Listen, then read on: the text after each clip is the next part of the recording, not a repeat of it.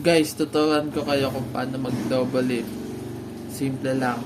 Baka nyo yung tab nyo dito. Tapos ito dito. Dito, tsaka dito. Tawag dito mechanics gear.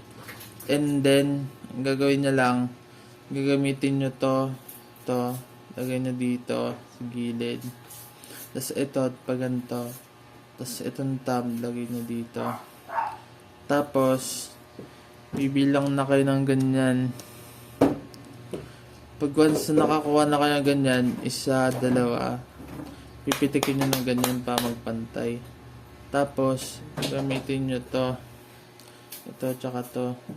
Ano, slide nyo dito sa ilalim. Ngayon.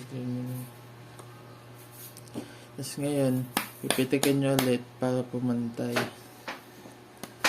Kasi nga, dalawang baraha yan.